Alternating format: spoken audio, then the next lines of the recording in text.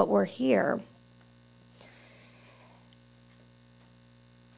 I teach several levels in my program called Sacred Awakening, and our first level is the foundational level, how to open your records for yourself and for others. We have another level that's the ancestors level, where we connect deeply with the ancestors. And when we were promoting that class, I did a masterclass series where the ancestors gifted us a gift. And I told one of my friends what they gifted me. Completely forgot about it after that. That's normal, like totally normal. That's why you write things down. This is really important to write things down. So, went about my way. I did an interview on a podcast. I think it's called Soul Sense. And after the podcast interview, I was asking the host, how can I support you in your business? And she goes, I love the ancestors. I'm like, oh, that's so awesome. She goes, I make family trees. I'm like, that's fantastic. I'm going to see my grandma. She has all these artifacts for me, and I'm going to make my family tree. But I would love your help because I don't have the time to do all that. And if you can save me time, that would be fantastic. She's like, no problem.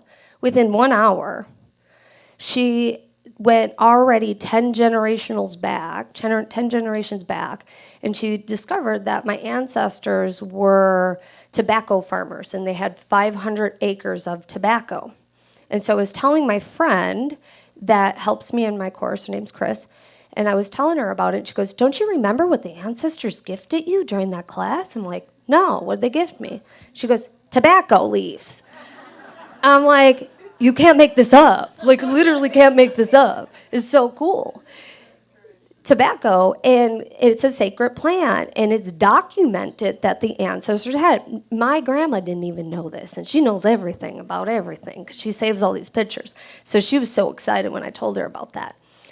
And so the cool part is we have all these connections with the ancestors, even if you don't know anything about any of your ancestors. The other thing I want to share with you is you have a soul lineage and an ancestral lineage. The two of them can create friction with one another, okay? So your soul has had all these different experiences in different places. Some of them you were men, some of them you were women, some of you were not human. And because you've had all these different experiences, your soul has a belief system that it resonates with.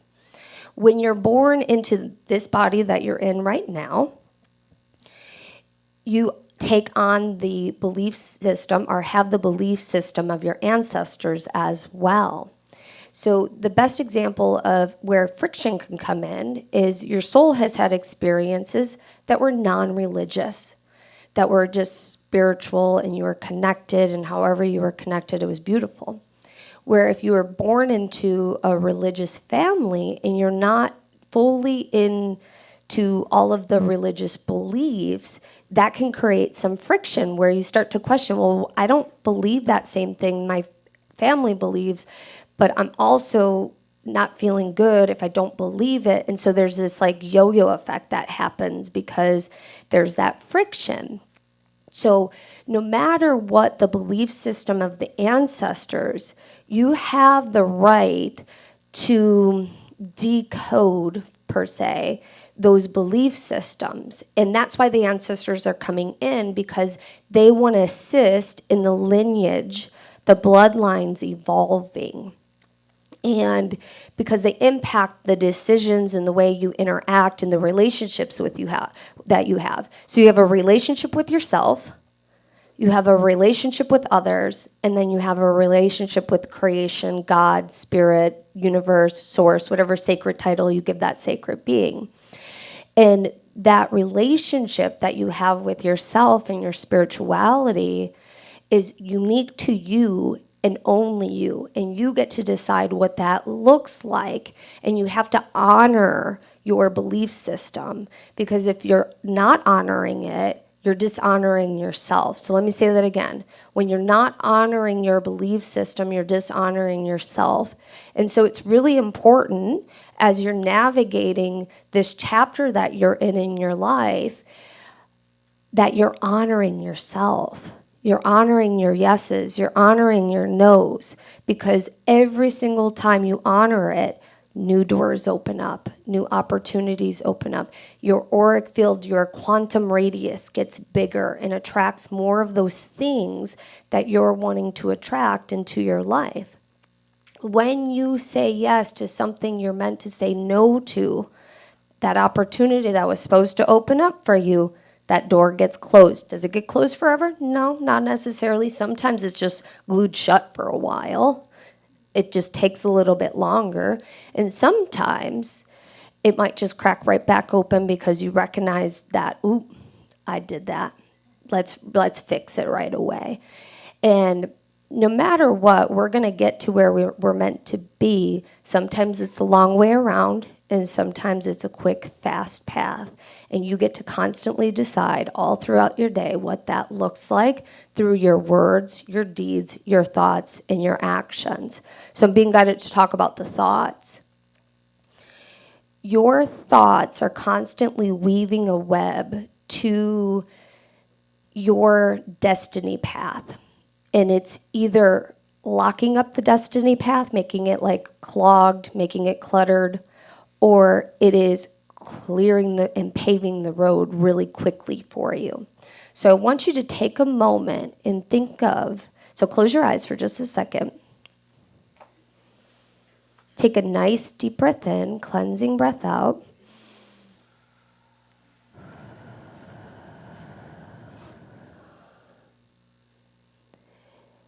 And I want you to bring your awareness into your heart space and just remind yourself you're safe to observe your thoughts.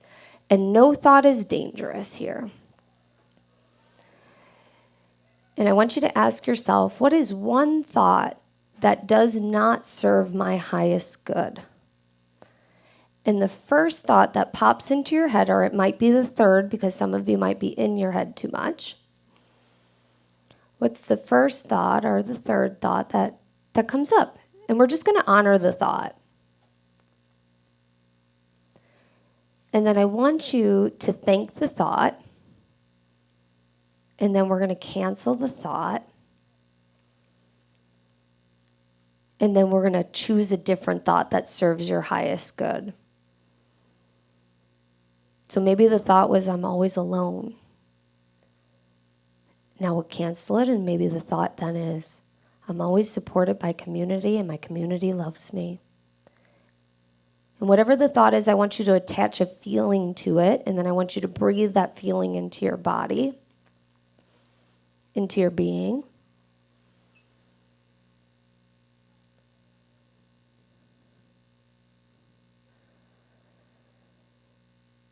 And then feel it one more time. So I want you to really name the feeling and lift the corners of your mouth to smile so you can really feel the feeling.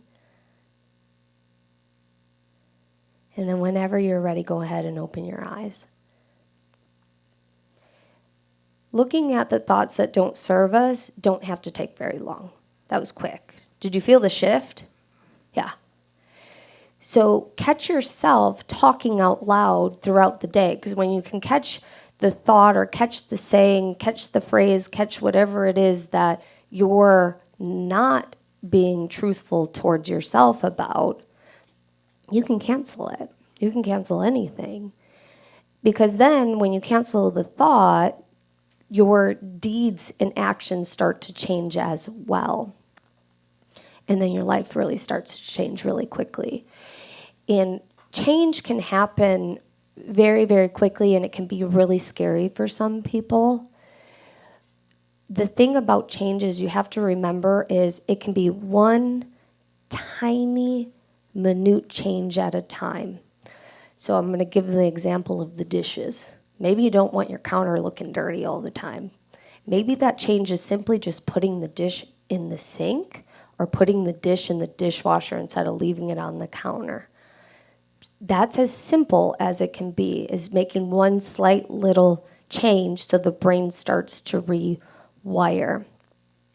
It's also not playing into, I have ADHD, I'm OCD. I have all these little labels that we hear on social media all day long. And yes, we do all have those tendencies, but playing into the labels actually ingrains the behavior even more.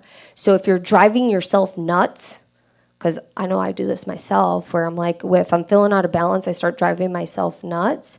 The best thing to do is take a seat, ground into your body. And it didn't take long. We just literally grounded into our body. And we were able to quickly shift the energy in just a couple breaths. And it's really, really powerful when you do that. I want you to take a moment and I want you to think of, and this person can be alive or they could have transitioned already. And before I do that, I want to explain a couple things about the ancestors. So we can have ancestors that are not blood related, okay? So we can have ancestors that, like my stepdad, he's not blood related, but I'm very connected. We're soul family. We've had a lot of trauma. We've had a lot of traumatic experiences in previous lives. We've been mother, father, daughter, friends, whatever it is, right? But I'm not blood related. However, that has impacted my world so much because he was my stepfather. You can also be adopted, where this can kind of be confusing for some people because they're not sure what ancestors they're connecting to because they're adopted. It can be blood related or non-blood related. We have soul family we're connected to. We have our blood family we're connected to as well. And so when we're going to do this ancestor healing today, I want you to be open to whatever ancestors from whatever lifetime you are in to come through and support you today. And they're correcting me, ancestors. So there might be more than one ancestors because they told me that there are literally thousands of them when I was looking this morning. And they're all like, I want to help, I want to help, I want to be with. So we're going to do a healing today. But before we do that healing, what I want to do is I want you to think of a family member that may have transitioned or is still alive that you want to send love to, okay? Because I want us to open our hearts, and we're not healing them. We're not doing any of that. What we're doing is we're simply sending them love, and that's it. We're sending them love. And when we send them love, what's going to happen is your nervous system's going to relax. And I want you to send love to whoever it is the easiest for you to send love to. So if you have a hard time with, let's say, your mother, and you just sending love to your mother is really hard and it triggers you, we're not doing that, okay? We're not doing that. And it could be a friend, it could be a family member, because remember, it's soul family. So it's whoever you want to send love to, and I'm going to walk you through really opening up your heart. So go ahead and close your eyes.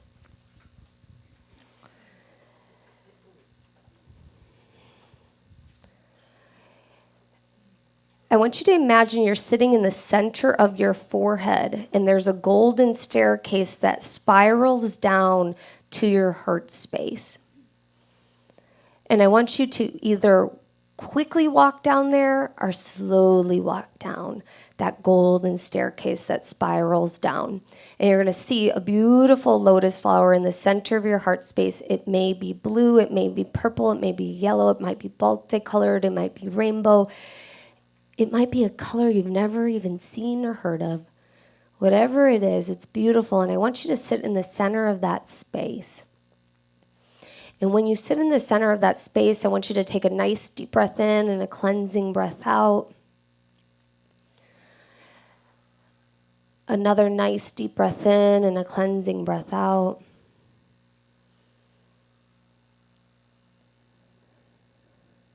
One more time, inhale. And then on the exhale, I want you to imagine your grounding cord rooting into the earth. And you're going to root it all the way down to the core of the earth, which is Gaia's heart chakra. That's her really beautiful sacred mother. And you're going to inhale, pull her energy up into you to remind yourself you're safe and you are loved and you are protected. And we're going to do that 2 more times. We're going to inhale her energy back up into you. And there's going to be this beautiful protection bubble around you because it's important to feel safe when we're doing energy work. So you just take some nice deep inhales and exhales and imagine you have a beautiful crystalline bubble all around your auric field. And you are safe, you are protected. And if you'd like to invite your inner child to be with you in your heart space, you can do that right here, right now. You can give her, him a hug, a high five, a shimmy, a shake, whatever feels good. The inner child really wants to be a part of this journey today because the inner child gets to experience a new level of love with the ancestors and also receive that healing. And I'm setting the intention that all aspects of your multidimensional being is going to be a part of this as well, even if we're not calling them in or we're not seeing them, which is your mental body, your emotional body, your spiritual body, your physical body, your ego. Because the ego has to and wants to evolve as well. So once you take another nice deep breath in, cleansing breath out. And then I want you to imagine there's a beautiful decorated mirror in front of you, and the decor around the mirror may be simple or it may be intricate.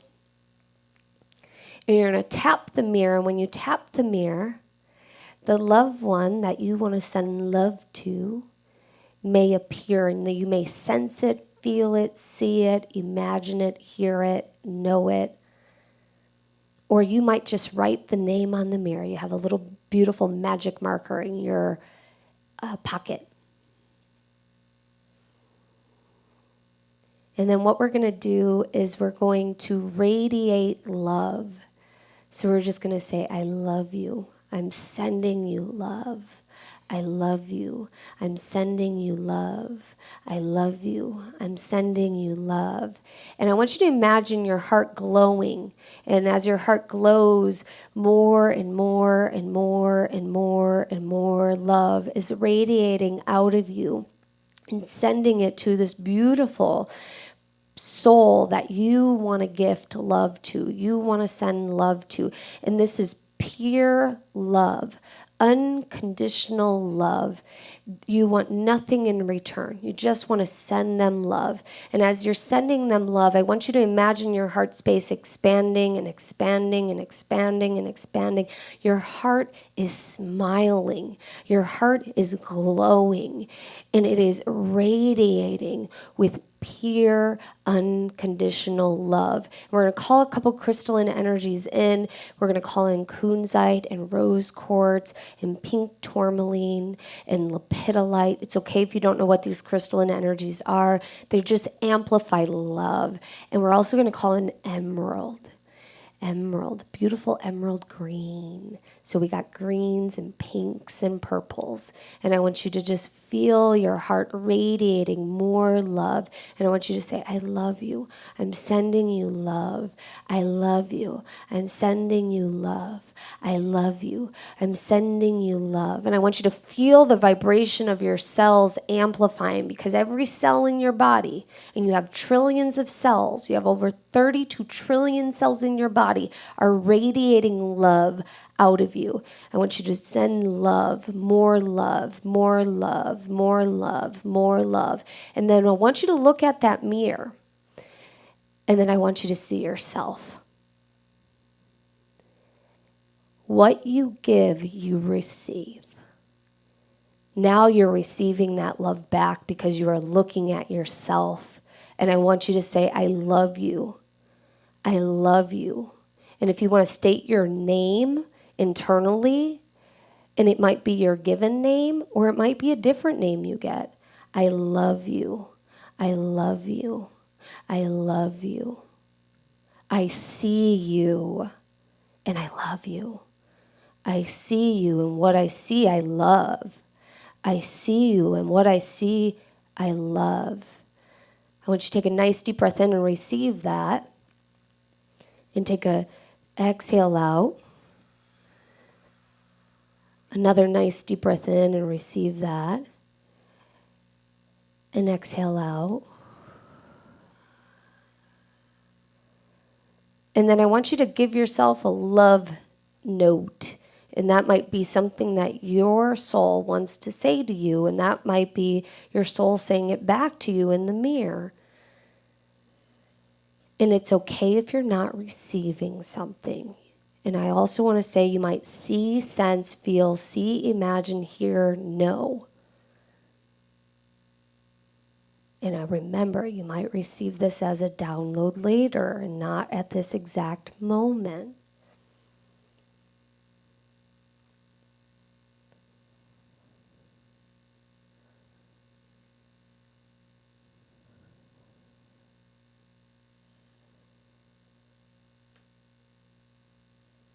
Take another nice deep breath in, cleansing breath out.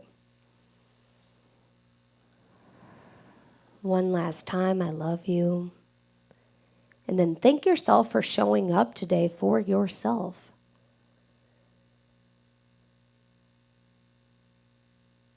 And then whenever you're ready, you can start to rub your body gently. Just come back into your body. Wiggle your fingers and your toes, and whenever you're ready, you can blink your eyes open. Yawns are good. Tears are good. A little sadness is also good. Was that hard for some of you? Was it easier at first to do it towards the loved one and then give yourself the love back? Yeah. So if it was hard for you, you didn't do it wrong. It's just information. It's awareness. And it's awareness that there's something to look at here. There's something to explore here. Self-love is so important because if you're wanting to help your family, if you're wanting to heal the bloodlines, there's a level of forgiveness and love that we have to be willing to give. And what happens in return is you give that back to yourself. And so if you're in a place that you're having a really hard time loving yourself, this is a really simple practice. And it doesn't take long. You're going to think of the person you love the most, or the first person that pops into your head that it's easy for you to give love to. Sound simple? Awesome. You're welcome.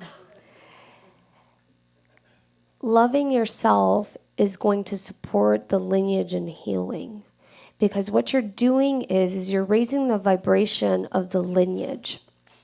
And we're here to heal old stories and belief systems.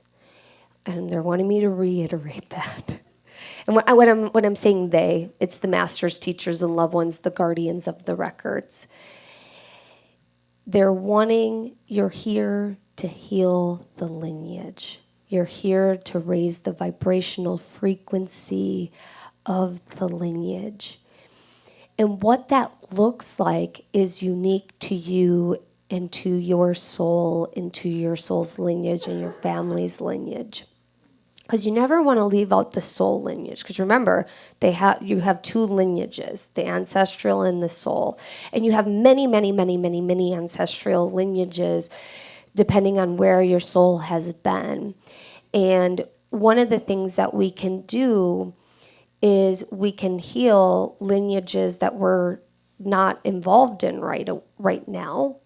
However, your soul is multidimensional, so time is a construct of the human existence. And so everything's happening simultaneously. And so you can have soul fragments that are stuck and frozen in time. And what I mean by that is, have you ever had an experience where you maybe had a conversation? It could be a good conversation or a bad conversation, a challenging conversation or an amazing conversation. And it could be with someone you know or a stranger, and you can't stop thinking about it for days. That usually means you're frozen in time. There's an aspect of you that's still in that conversation. Think about that for a second. This is also really important for the sensitives and the empaths. Have you ever watched a movie and you can't stop thinking about that movie and you're trying to problem solve the movie that's completely fiction? That is your soul frozen in time trying to solve a problem that's not solvable. And I have had this many times, and that's why I have very good boundaries around what I consume and watch on the television or on my screen, because your brain doesn't know the difference between fiction and reality. And so that's why meditations and visualizations are really powerful, even if you don't see something, because you're rewiring the brain. The brain doesn't know the difference between reality and fiction. And so when we're stuck frozen in time, these are fragments that your soul fractals. You're whole, you're complete, but there's a little piece of you that's connected by a string. You can think about it as a string that's still reliving that experience. And so we want to call that fragment back in. I went to a crystals show, and I love crystals. I teach people how to open their Akashic records using the crystalline energy. And when I was at this crystal show, there was a super fragile crystal on the table, and I knew it wasn't for me, but it was like super fragile where it could crack at any time. And I went across to the other side of the table, and there's a family that comes up, and this kid starts like jingling it, and I'm like, oh, please don't break that crystal. Please don't break that crystal. And then a week later, I'm playing in the records, and I was just feeling off. Like I wasn't feeling that I was completely in my center. And what I was told is there was still a piece of me that was still at that table protecting that crystal because I didn't want it to break. And again, that crystal show is already over. Somebody might have already bought the crystal, but my soul wanted to protect it. And so it can be as simple and innocent as that. Did I talk to that family? No. Did I have a conversation with it? No. Did I purchase the crystal? No. But there was a part of me that felt in service to protect it. But that doesn't serve my highest good because my energy is split. And so there's a soul fragment that ends up then in that space and time. And all you have to do is simply just call yourself back into your body. And so if you've had a challenging conversation, one of the most powerful things that you can do is remind yourself you're safe. I am safe. I am whole. I am present. I am present is a very powerful statement that you can say. And what is presence? You know, like you hear people say, be present, be present, be present, be present, be present. But, you know, our thoughts go a million different directions all throughout the day. And it's not about speeding or slowing down the thoughts. And yes, that will naturally happen if you just get in your body. But it's just being willing to call back your energy all back into your center. So you can just simply state, I'm calling my energy back into me. I'm calling back my mind, body, soul. And one of the things that I teach in Sacred Awakening is the bodies. In the bodies, you can work with the bodies in the records and outside of the records. The bodies are really important, and there are 6 bodies. Your inner child, your ego. I know some people are like, but I was told I'm supposed to check my ego at the door. Nope, you're not. Your ego is really important to assist in evolving because your ego helps you not put your hand into the fire. And so your ego is also going to say, hey, there's a cliff coming up. Don't fall off the edge. My ego, I went to a talk last night, and she's sitting there eating popcorn because she's just loving it. And so we can have our ego have fun with us. And so you got your ego, you have your inner child, you have your emotional body. Your emotional body is connected to all of your bodies because it governs the emotions and the experiences that your bodies are having. You have your spiritual body. You have your physical body. And then you have the one that's usually the bully of the bunch, which is the mental body. We get it caught in our heads. We overthink. We think we have to do more than what we have to do, and we don't have to do anything. The have-tos and I can'ts we can let go of, and we can switch them to, I'm invited. This is a possibility. I could do that if I would like to do that. See how it softens?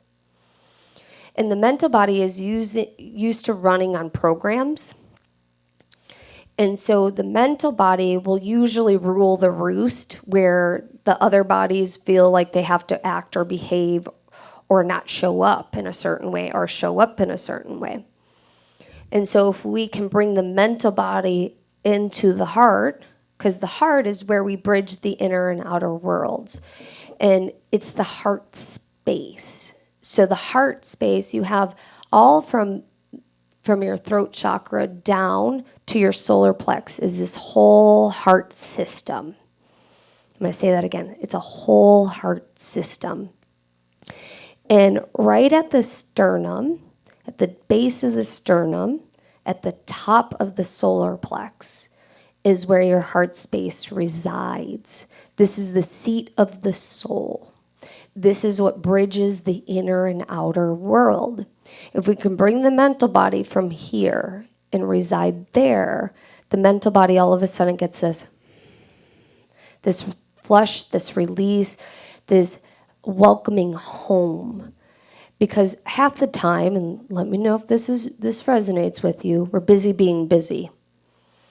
We're busy being busy because that's what we were taught to do, or that's what we thought we were meant to do. But it's just simply just not true. We don't have to do as many things as we need to do. How many people have 20 things on their to-do list every day?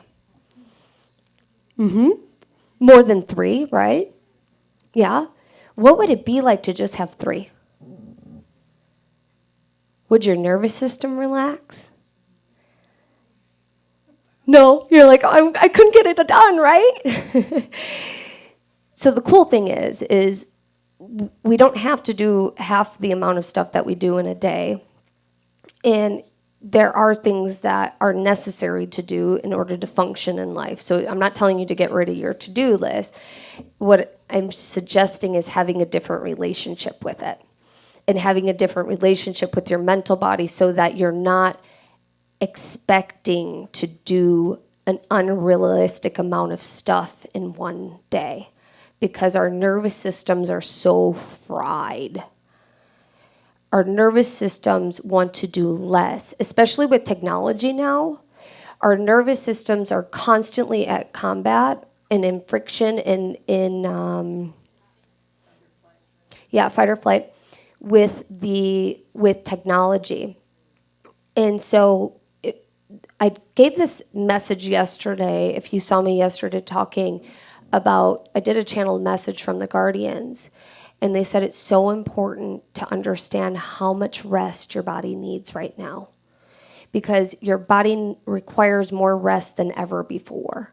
And it's because of the technology. We got to take a break from the technology because everything's speeding up faster than before.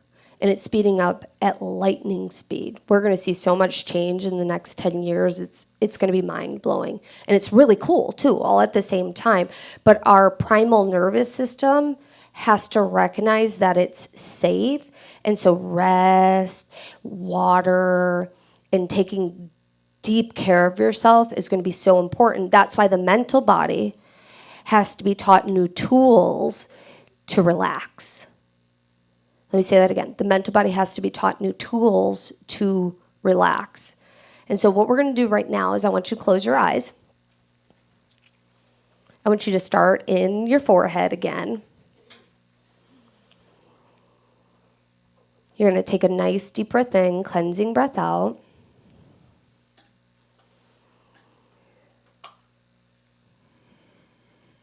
And you're just going to be sitting on a sofa or something. You might not even be sitting. You might just notice the space that you're in.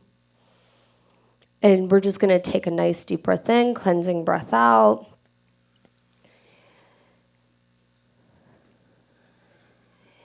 Another nice deep breath in, cleansing breath out.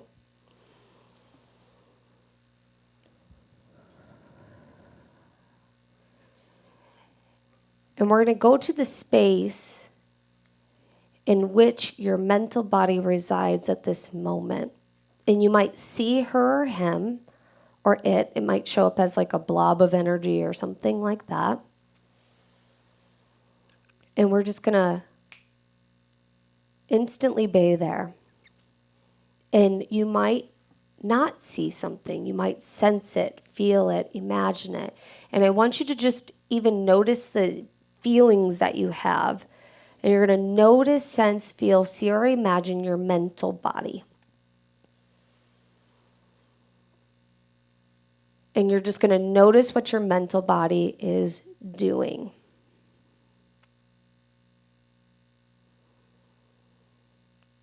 You're going to notice how your mental body is dressed. And there might just be a thought that pops into your head, or an image, or a feeling, or a sensation, or a knowing. And then you're going to go and give your mental body a hug. And you're going to say, you can take a break now. And it's okay if you're not even noticing your mental body. You're still going to tell your mental body, it's okay for you to take a break right now. And I'm going to invite you to sit with me in my heart space, because there's nothing for you to do right this second but just be a curious student with me. So you deserve a break. And then I want you to imagine that golden staircase again, and your mental body might fight you on this. Your mental body might go, I got too much to do. I have too many things to worry about. I got too many things. And you're going to say, no, I love you. Give your mental body a hug. And you're going to say, we're going to relax and we're going to learn something. And you're going to be the best student because I'm going to give you a notebook and you're going to take notes for me. You're going to take a nice deep breath in, cleansing breath out, and you're going to bring your mental body down into your heart space.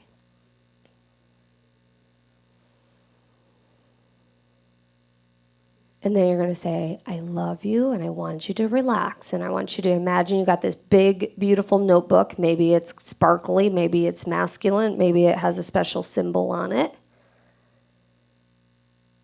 And then you have a special pen or a writing utensil. And you're going to say, you're brilliant at keeping track of things. Help me remember what I'm learning right now.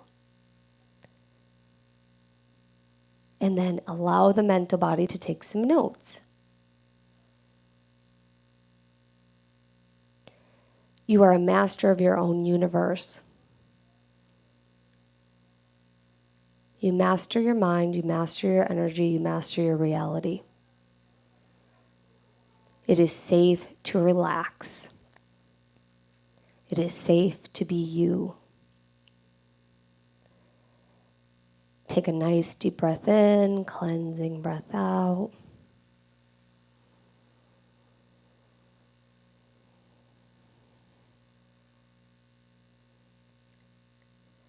And then your mental body might have something to share with you. She or he may not. Go ahead and receive that. It might just be a sigh of relief that they get to take a break.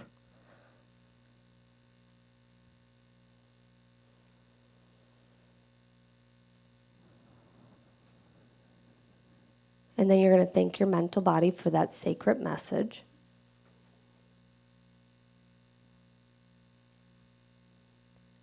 And then whenever you're ready, go ahead and open your eyes. How was that? We got more. We're going to be opening and closing our eyes a lot.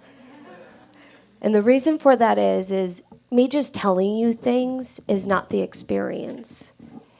Experiencing the mental body, experiencing different parts of you, or experiencing the records, which I have the records open of this workshop today. That's the experience.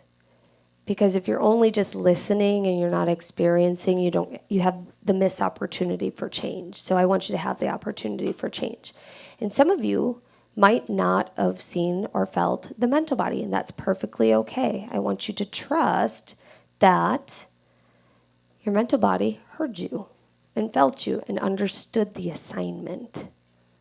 Okay? Beautiful. The ancestors, the reason why we brought the mental body down is because we want the mental body to not worry about anything. We want the mental body to just be a curious student. Curiosity is what allows us to change the reality because it gets rid of harsh judgments. So let me say that again. Curiosity changes your reality because it gets rid of harsh judgments. Instead of going, why am I such a hot mess? I'm so disorganized all the time. Get curious. Why do I constantly leave bombs all around my house as I'm stressed out? Or why am I constantly late?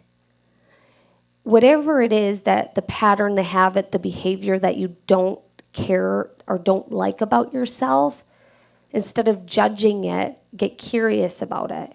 Because curiosity softens into the possibility of healing that particular pattern, habit, and behavior that you don't really care to have. Can you say that line one more time? Yeah. Curiosity changed reality because it allows you to soften into new possibilities. It releases the harsh judgments that we have for ourselves. Because if you're constantly judging and you're constantly being harsh about yourself, what you're doing is reinforcing that behavior. Because the fact of the matter is we're constantly working with all spiritual laws. And like attracts like, the law of attraction, the universe does not know the difference between harsh words and nice words. So curiosity allows you to unlock the door to healing. Curiosity allows you to start to pull out the key out of your pocket and unshackle you from the past. Because the past is what got you from point A to B to this particular spot. But some of those experiences being big or small, because we have big traumatic experiences, which we all know what those are, but we can also have really small experiences. Like, let's say you were a little kid and you dropped your ice cream cone on the ground and your mom goes, tough, you're not getting a new one, you made a mistake, you should know better. You took on this belief that you have to be perfect and mistakes are not okay. That's not a big traumatic experience, but it leaves an imprint into your belief system that says, I have to be perfect. There's no room for mistakes, which is really big because it shows up in all of the things that you're doing throughout your life because you're constantly trying to reach a bar that's not possible to reach. And what you end up doing is you fry out your nervous system. You end up people pleasing. And people pleasing is one of the biggest things that people are so blind to because it's not, like, I think people pleasing sometimes can be misinterpreted like, oh, I'm constantly just saying yes to everybody, but it's not necessarily that. It might be you're not guided to do something, but you feel bad because if you do, you'll disappoint that person, but you're tired and you're exhausted, but you're going to do it anyways because you don't want to disappoint anybody. And it could be just making a phone call. It could just be as simple as making a phone call, but you're tired and you don't want to do it, but you promised that person you were going to call them back. Or you feel guilty because you haven't called them in a while. Well, guess what? You're busy. Like, I talk to my sister every single day, and when I'm out of town, we don't talk. She's not mad at me. I don't feel obligated to talk to her. And if I was in my people-pleasing mode, I'd be still checking in with her, but I'm not. And so people-pleasing can show up in different ways, and people-pleasing dims your light and prevents you from being who you truly are because you're trying to show up as an aspect of who you think everybody else wants you to be. And Nobody wants you to be that. And if they do, they're not in alignment with you to be in relationship at this moment in time. Our biggest thing that we are here to learn as humans is boundaries. Boundaries does not mean the other person has to do anything. So let that expectation go, because if you think that that person's going to change, they don't have to change. I have a boundary with someone that if you start talking about politics, I'm going to let you go. I'm not going to talk to you about it. I'm going to hang up the phone. Because this person does not understand that they are not open to receiving or hearing anything different than what their belief system is, and they get so upset and so angry, and I don't want that. And so my boundary is, if you talk about it, we are going to end the conversation. She's not going to hang up. She's going to keep talking. So guess who has to hold the boundary? Me. I'm the one that has to hang up the phone. And so when you have boundaries, you're the one that has to implement the boundary. And this is also a part of healing the soul and ancestral lineage, because you're honoring yourself. You're honoring yourself. And when you honor yourself, things changes and doors open. Okay? Who would like to do the ancestral healing now? Yes. Okay, perfect. Get into a comfortable position.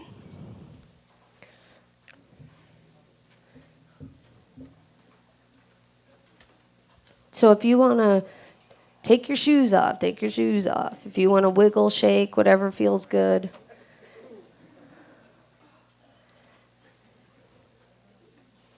And if you're in your chair and you need to stand up for a second, or if you're sitting on the floor and you just need to stand up, everybody stand up and just stretch your body for a second.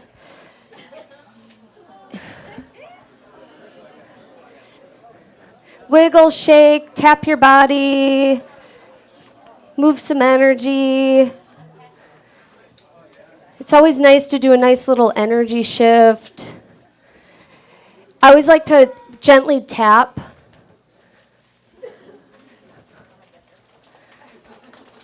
You can gently tap your face, rub your ears gently. Don't do it hard, just gentle.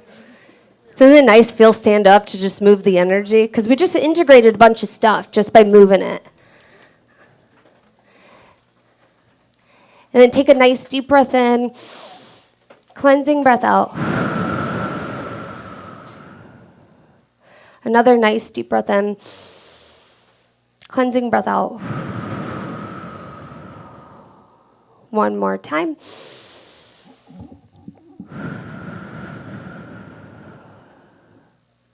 All right, now get into a comfortable position.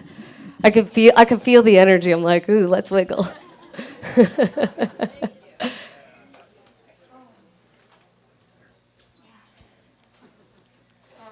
Get comfy, get cozy.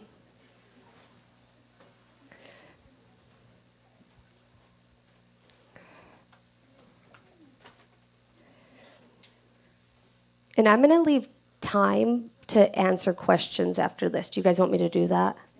Okay, good. I'm going to leave a good amount of time. So close your eyes. Bring your awareness into your heart space. You know where that is. It's at the very tip of the sternum, right above the solar plex. And there's a beautiful sacred lotus flower in that space. And if it feels good to touch that spot physically on your body, if that's accessible to you, you can.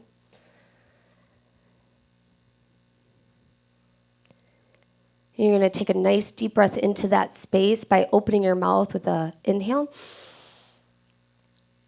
And then exhale out through the mouth. Inhale through the mouth. Exhale out through the mouth.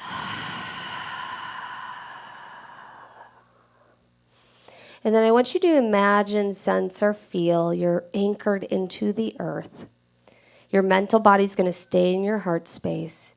Your inner child is going to come along for the ride, and you might see your inner child, sense it, feel it, imagine it, or they might just be this like beautiful invisible friend that's coming with you. And I want you to sense, feel, see, or imagine that there's this beautiful star. It's a Merkaba. It's a star in your heart space, and you're going to step into that star. And it's cozy, and it's spacious, and it's gigantic. And it's going to lift you up across all space and times, portals and dimensions. And you're going to land in a beautiful sacred space. And when you land, you're going to land where there's a beautiful, magnificent being there to greet you. The star opens up, the being holds your hand, and you step out. This being might be a guardian of the Akash, or it might be an ancestor.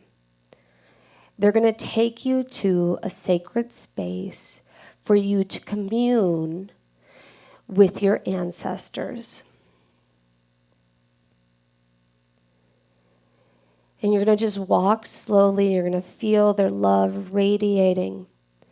And this space that you're in might not feel the greatest, or it might feel amazing. We're going to a space that the ancestors want you to see, sense, feel, imagine, know. Know that you are perfectly safe, and the being that greeted you is going to keep you safe no matter what. And I want you to notice what is going on around you, or the feelings or the sensations you're getting. And you might notice ancestors doing something. You're just observing right now.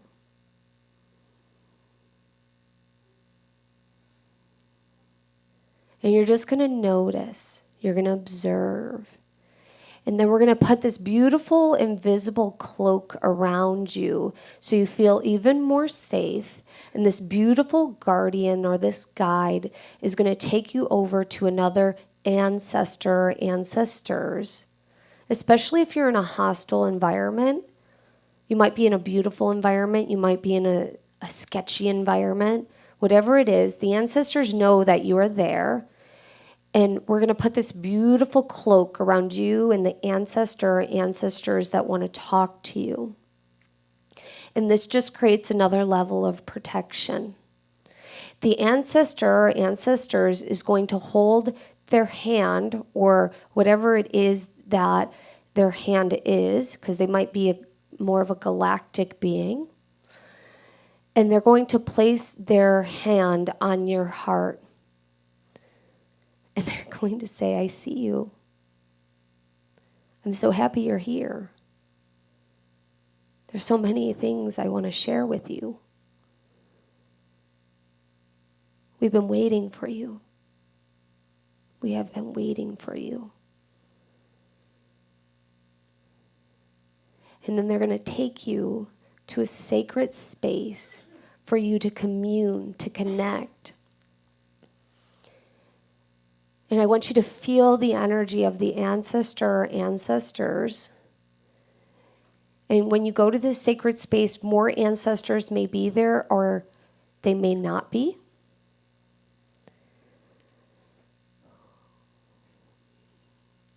And then when you get to that sacred space, you can keep that invisible cloak on or off, no matter what. They can connect with you. It just depends on your safety feeling. You have to feel safe. It's so important for you to feel safe.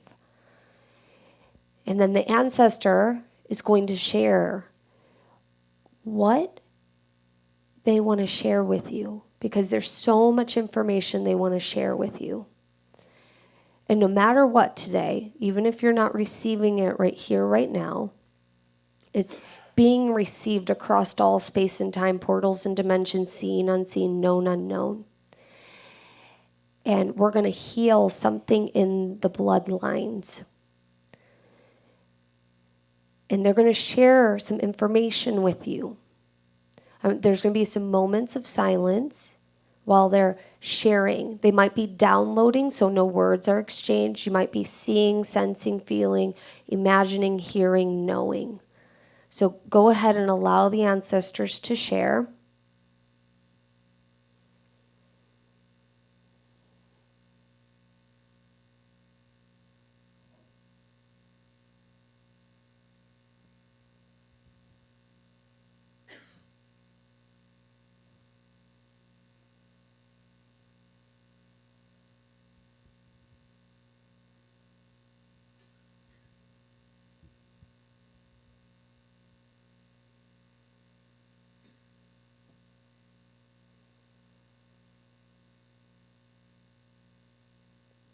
And while they're sharing, I want you to ask, why is this important for you to know? Why is this important for me to know?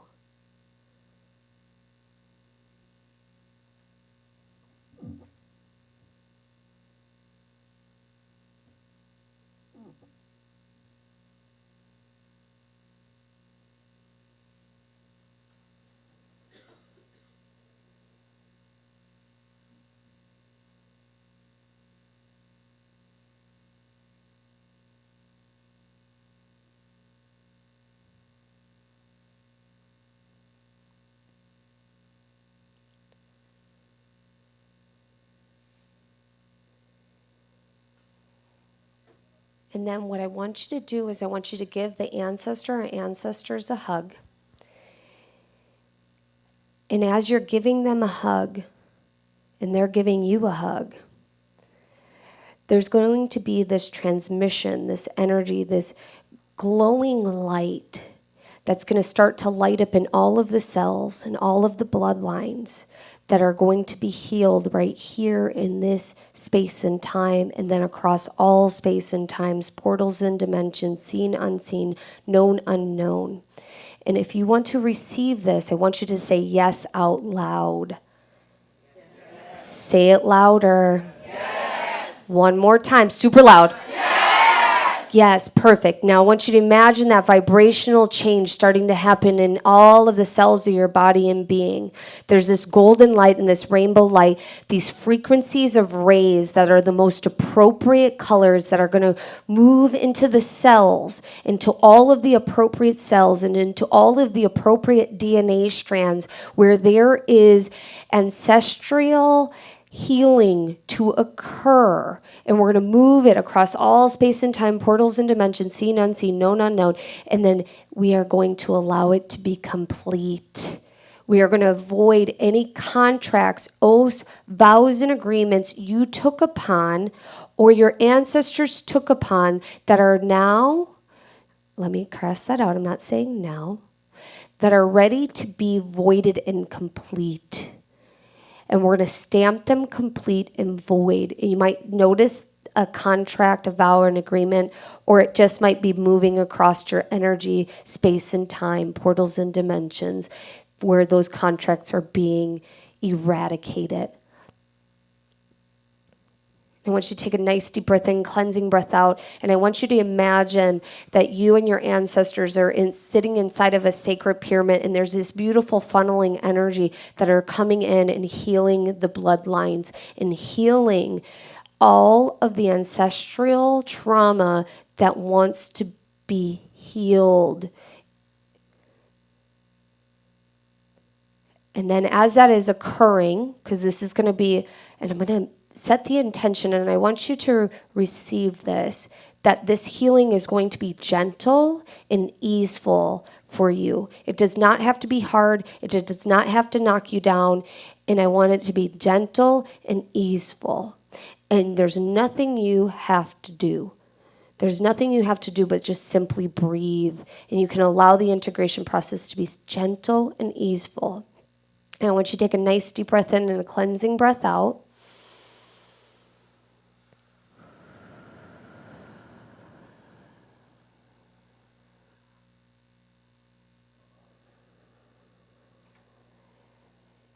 And then the ancestors are going to give you a sacred message inside of this sacred pyramid.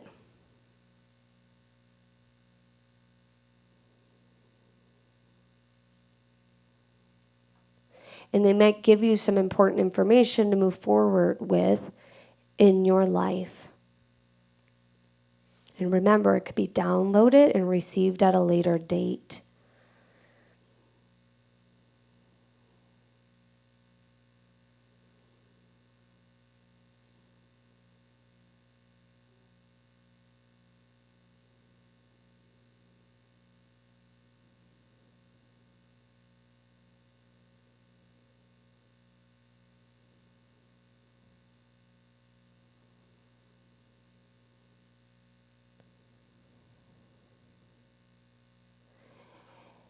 And the guardians are wanting me to share this message with you. You are whole and complete. You are magnificent and you are a miracle. Take that, receive that. Take a nice deep breath in and tell yourself, I am a miracle. Say it out loud. I am a miracle. I am a miracle. I am whole and complete. It is safe for me to be me. I am sovereign. I am sovereign. Take a nice deep breath in, cleansing breath out.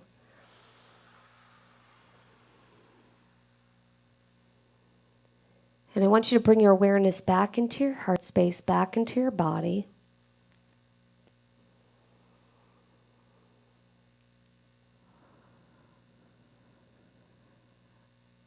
I want you to rub your body before you blink your eyes open. Just coming back in slowly and gently.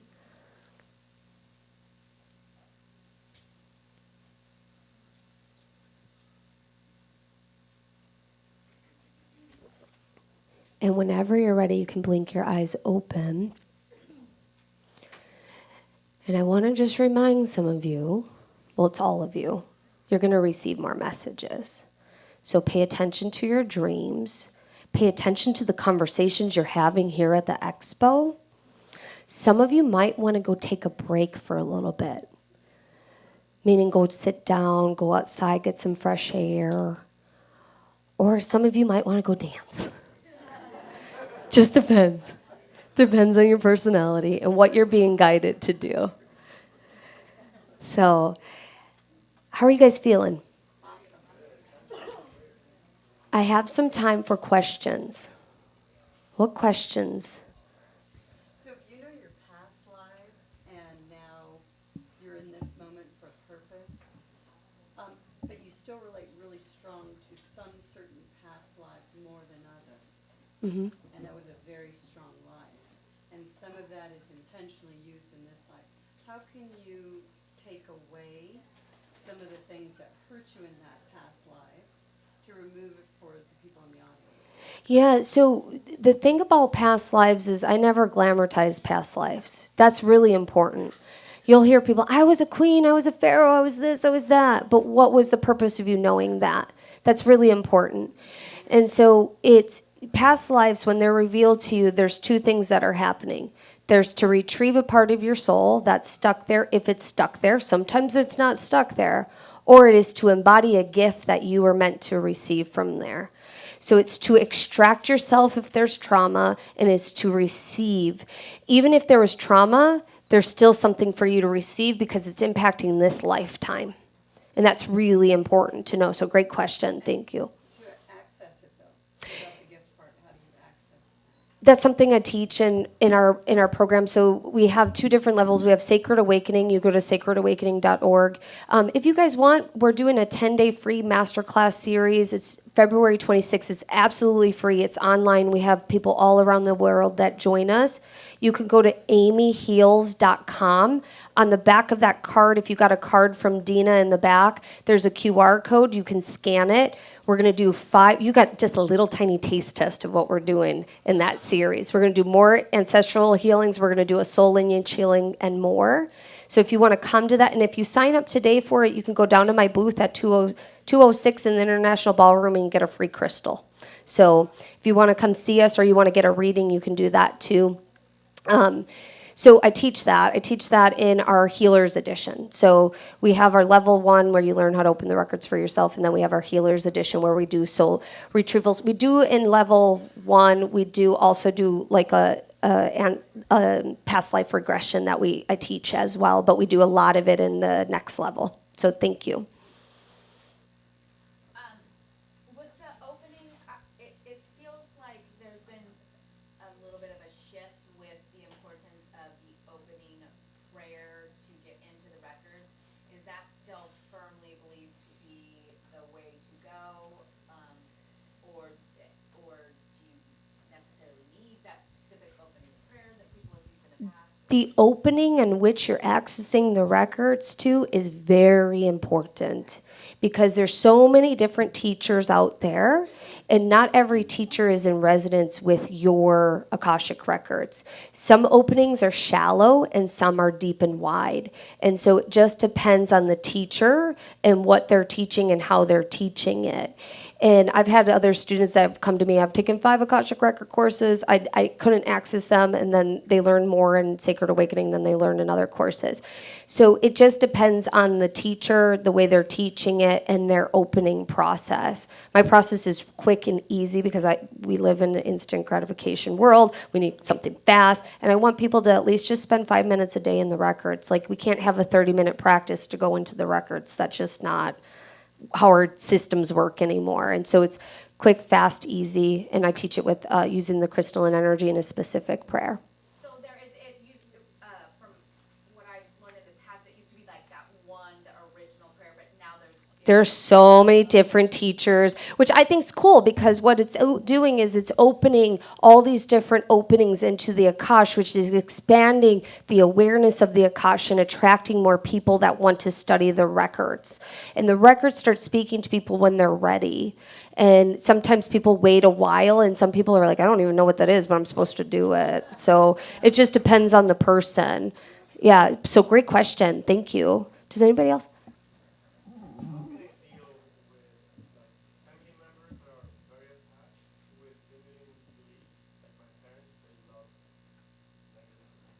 Yeah, so there's 2 laws, law of acceptance and law of tolerance. That does not mean you give them permission to be mean to you, but it's accepting where they're at and being okay with where they're at without having to force them to change. And that's where the boundaries come in. We want to have clear boundaries. So let's say they're being super negative and they're just puking all their stuff onto the table right in front of you, and you're like, I've had enough. Where you get to say, hey, when you guys are being so negative, I'm going to walk away because I've had enough. I love you, I appreciate you, but this is my boundary with that. And so having that boundary is really important. And so the law of tolerance is really important because I have a family member that's very, very, very, very negative and constantly talks about how much pain they're in and how much the world sucks and everything else. And this person was coming to visit me, and I'm like, oh my God, I can't. I got 4 days. And so I'm like, you know what? I'm just going to practice the law of tolerance. And I had the most enjoyable time because I allowed that person to be exactly who they are without getting irritated that they're not changing. And I've gotten to the place where if that person chooses to heal in this lifetime, that's great. And if they choose not to, that's great too, because it's not my responsibility to heal them. It's not my responsibility to take on their burdens. And it's really important when it comes to the ancestral lineage and immediate family members where you don't put your agenda on them, even if you recognize their greatness. Because there's people in your life that you're like, oh my God, you're amazing. Like, why are you not utilizing it to its maximum capacity? They're choosing not to because that's their path and that's their choice. And that's where the law of tolerance and the law of acceptance comes in. So I hope that's helpful.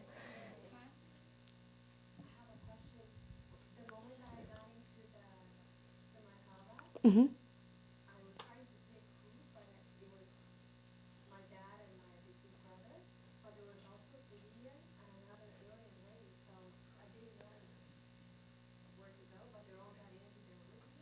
Yeah, that's perfect.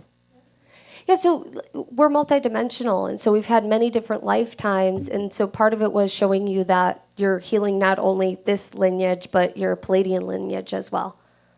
Is that helpful? Okay, perfect. And I think someone over here. I have heard of, yes, the Akashic records for decades and everything, but when you say Akashic, I never really looked up, what does it actually mean? In Sanskrit, it means space. Yeah, and the way that I describe it is it's an infinite field of possibilities. So some people describe it as a library. Doesn't matter how you see it; it's how you resonate with it. But for me, it's like it's just an infinite field of possibilities. And so whatever way it shows up for you, so it could be nature, it could be a library, it could be anything. And for me, I don't see it at all. I just know it. I feel it. So it means space in Sanskrit. Yeah. I've had a couple of psychic readings where both said that a current physical ailment is caused by the same incident in my past life. So what happened? In a nutshell, I was the guy that cut people's hands off in my past life, and so I've got problems with my hand. But I don't know how to use it, but Yeah, so part of it will be moving into acceptance that that's what your soul once experienced and did. Because we've all done horrible things in previous lifetimes. All of us. None of you are angels. So part of it is what I see you doing is going, I'm sorry to every soul I had to do that to. Because part of it was you had to. Because there is a certain hierarchy that has to be met during those lifetimes. And if you don't do it, they're going to do it to you. And so it's moving into that acceptance. And then it's loving your hands.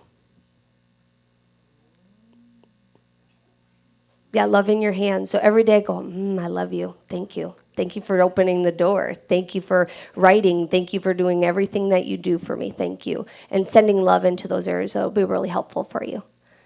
So building off in his experience, when you access the Akashic records, you are technically embracing or getting more clarity on your past life experiences, your lifetimes, the history of the ancestral patterns, as well as the... A little bit.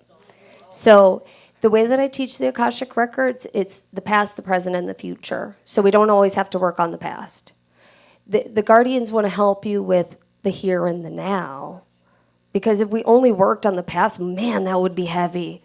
Or would you be getting knowledge of the past? Yes, you do. You get knowledge of the past, you get knowledge of the present, you get knowledge of the future. And in the upcoming series that I'm doing online, that's a 10-day series. It's called the Soul Evolution Masterclass series. We talk about all of this and more. Yeah, because we can use there's this old belief that you can only use the records for past life regressions. That's just simply not my experience, and that's not how I use them. I use the Akashic records to build my entire business. So you can use the records to have a better understanding. They're a life tool that helps you have a self-discovery. Can you explain the difference between a life regression and just going into the Akashic? Yeah, so a past life regression would be where you go into the past and you heal it. So there's that. And then sometimes you can go into the records. A lot of times this is how you're going to utilize them, or this is how I utilize them, where I'll go in and be like, hey, I had a challenging conversation with my spouse. Give me another perspective on that conversation so I can have more empathy. Also, tell me how I could have handled that situation differently so it doesn't happen again. What can I learn from that situation? Another thing that you could do is like, hey, I want to make dinner tonight. What can I make for dinner? And it's going to help my body feel good. So you can use it for money, career and business, health, relationships, romance, family, fun and leisure, and spirituality. What is the regression like Dolores Cannon? I've seen a few things where it looks like they're completely under. That's old school. So back in the day, you had to go into a really deep trance. And now everybody's waking up, and so you don't have to go into. Did you see me? I didn't go into a trance. I'm altered in some way, but I'm not in a trance. Like one of my first teachers, she had to like lay down and they go into a trance. Edgar Casey used to have to go into a trance. That's because the veil was so thick that that's the way that they had to do it. Now that we're waking up, we don't have to go into a trance. We can open our eyes, we can have conversations, and we can receive answers really easily. And then sometimes it takes a little much because maybe we don't want to hear the answer. So it just depends. So. Is there a way to tell when you're doing an Akashic reading, not potency, but the quality of the reading? If it's clear and accurate? Yeah, absolutely. So one, trust. Two, confidence. And so with my Sacred Awakening students, I give them a process, and practicing is key because if you're not practicing, you're not getting feedback. And so the more that you practice, the more feedback you get, the more you're going to trust the process. And it's easier to give to others than it is to give to yourself. So that's why in our level 1, I teach you how to open the records for yourself and for others, because then you can practice with other students and you can start getting this feedback where it's like, oh, that is so awesome. That's so true, because the student, their practice partner is telling them like, that was dead on. And they don't know anything about that person. And so that it comes with practice and trust. Trust is a big one. Now that I'm hearing you speak, I'm just wondering, how do you reconcile this? Like, in a way, it almost sounds like prayer. So are you calling in guidance teams? Like, you know what I mean? Yeah, we're the guardians of the records. There's an infinite number of them that can come through. And based on the questions that you're asking, because we want to ask open-ended questions, we want them to give us answers that are going to support us, and they give us the stepping stones. It's not fortune telling. They're going to switch out all throughout this session. So best way to describe this is if you got a flat tire, you're not going to take it to the dentist. And the guardians are the same way. So whoever has that expertise that's going to serve your highest good based on the question you're asking, they're going to come in. And then maybe 5 minutes later, you have a completely different question about something completely different. Some other guardians are going to come in. And so there's this shifting of the guards that come in that serve your highest good based on the questions that you're curious about asking. Great question. Good. Awesome. Thank you guys so much for coming. I appreciate you all. Enjoy the rest of the show and come see me. Good job, awesome.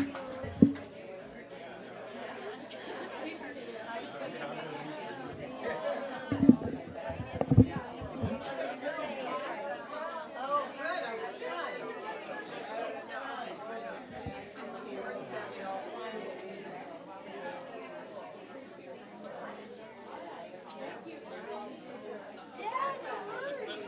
I know about that. Wonderful, I can tell.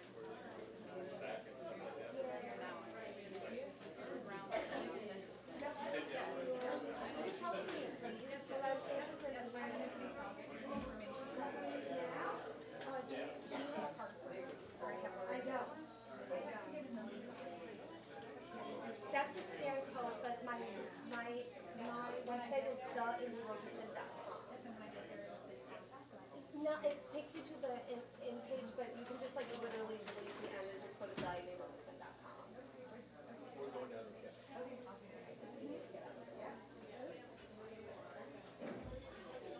And that Okay, good. So nice to meet you. Yes, come to the masterclass series because then that will help you like decide if you want to join Sacred Awakening or not. Because like we do tons and tons of stuff in there. Okay, thank you, Kimberly. Okay.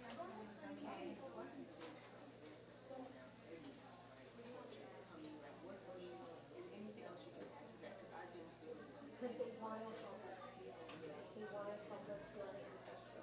We're able to get in Because there. if we can heal that, then we're not passing it on. Right, right, okay, so Yeah, it's just just as basically simple plain as and that. simple. Simplicity is amazing. Yeah, that's true, that's true. Because even going through my DNA. Yeah, you're gonna have to do that for It's the like website. every. That's what she was telling me. That's why I was Thank you sharing for that. Yes, I did write it down. Yeah, did you get a card? No, I didn't, but that's, okay.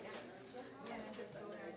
And there's, you'll be able to see all the different forms of contact. So you can scan that. You go to amyfields.com and my regular website is theamyrobertson.com. Thank you, sweetie.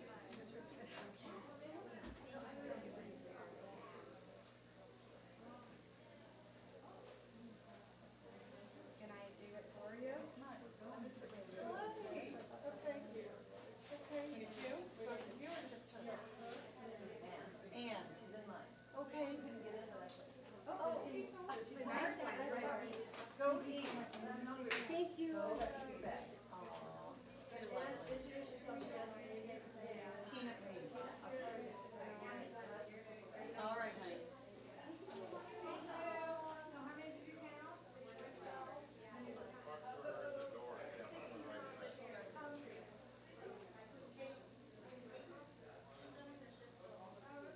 Thank you very much. You did a wonderful job. Thank you. You worked well together. A lot of traffic. Yeah, bye-bye.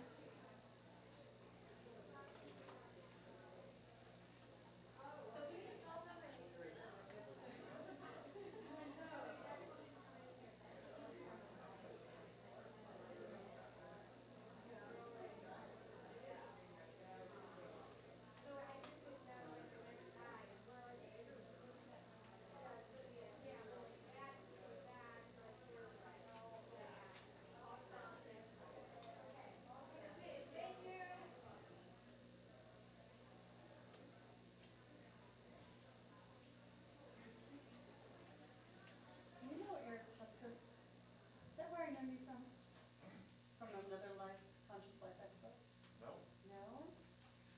Looks so familiar. I get that a lot. Yeah, do you? Oh, that's great. Hi.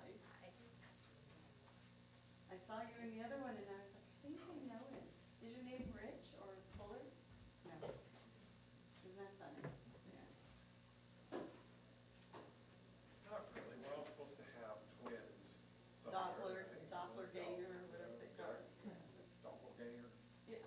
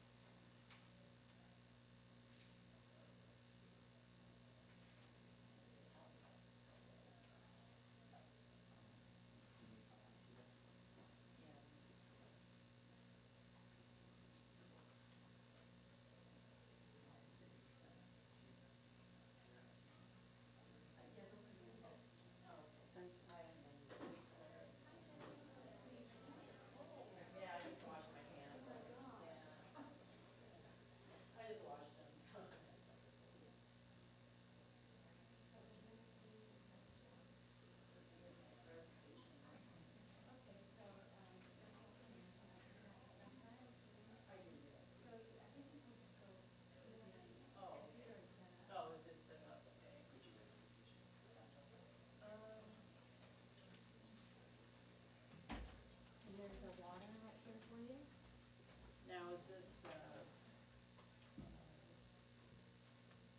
cause mine is on Keynote, so do I need to get my own computer or? No, I would like to get it in. Okay. No one's had any issues this whole time. Oh. Just put it in it. Okay. But I don't wanna mess it up, so we'll wait for somebody. Okay. And then also wanted to ask you, would you like a 30-minute warning? Yeah. So I'll just go like this from 10. Okay. And I'll just rest my fingers for 30 minutes. Okay. Give me, yeah, I think I'll probably be done with the presentation in a little over an hour. So I'm gonna try to leave some room for questions.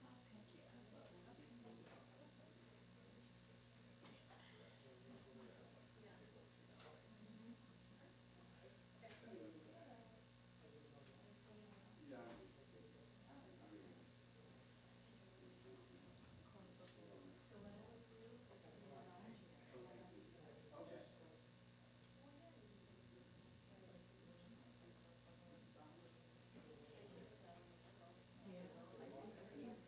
Yeah, but we'll see.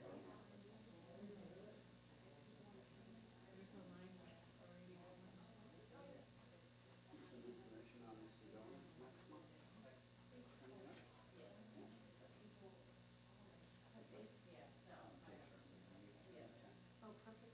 Thank you. No, thanks, we're not going there.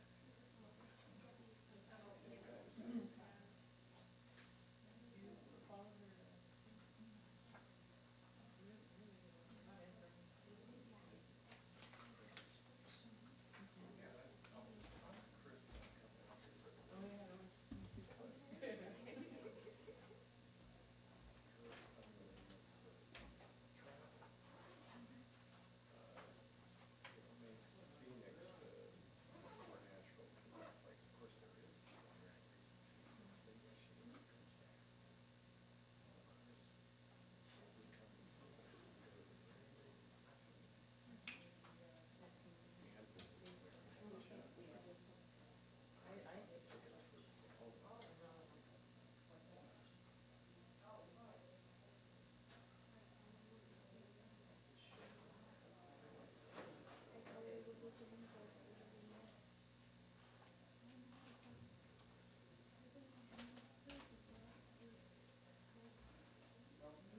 you're angry some Phoenix, maybe I should have come back. Yeah, I do. Yeah, I try to come as prepared as possible, just in case cross.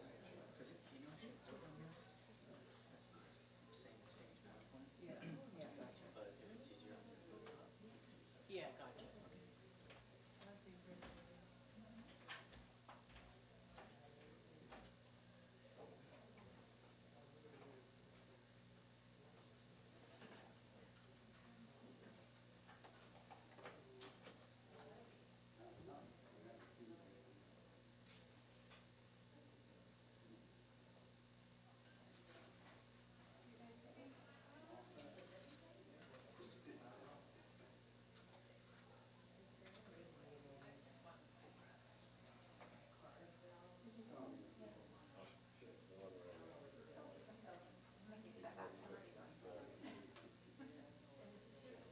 No, that's somebody that's gonna put it on his hand.